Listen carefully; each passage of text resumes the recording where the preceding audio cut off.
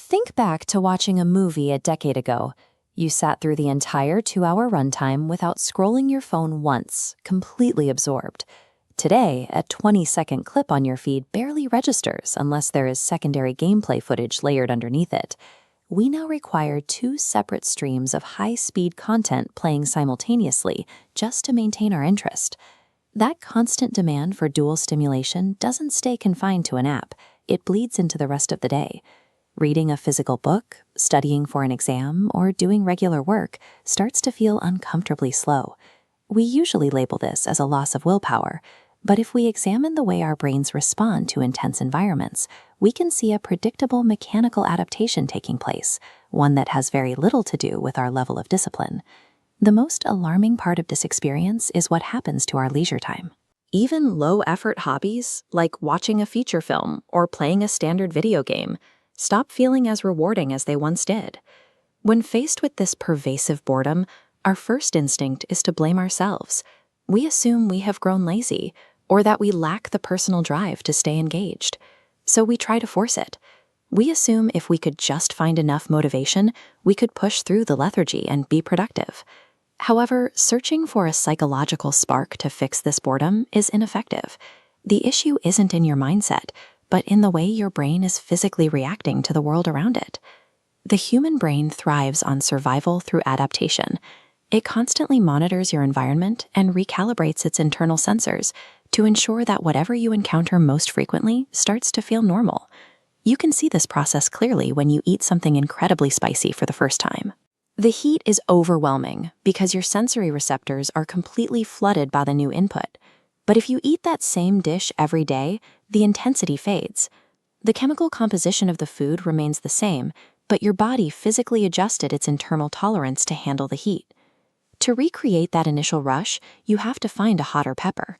You are forced to consume increasingly higher levels of spice just to reach the threshold you've now set for yourself.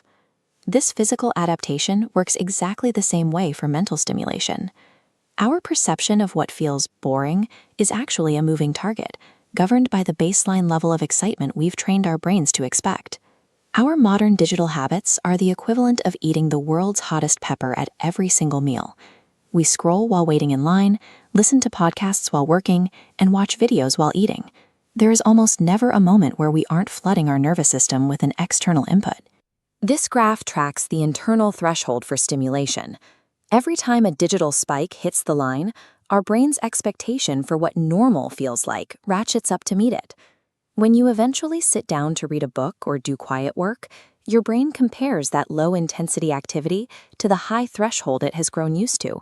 This creates a massive deficit in engagement that makes the task feel intolerably dull.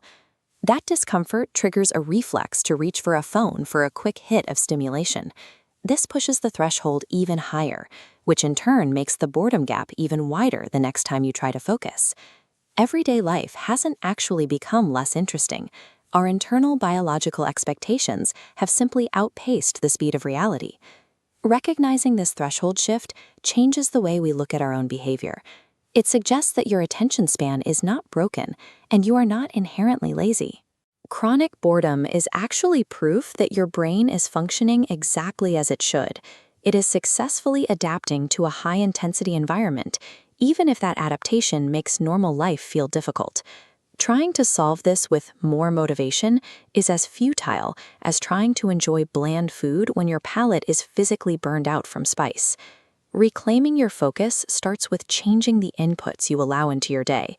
Rebalancing your environment is far more effective than trying to force a change in your personality. This digital environment has led to a strange consequence. True, unadulterated boredom has effectively gone extinct.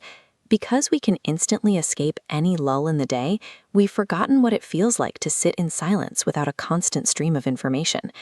However, because the brain remains plastic throughout our lives, it will adapt back down if it is intentionally starved of high-level stimulation. Real progress comes when we stop searching for new productivity tools and instead give ourselves permission to be completely bored. This pause allows the brain to finally recalibrate and find value in the quiet moments again.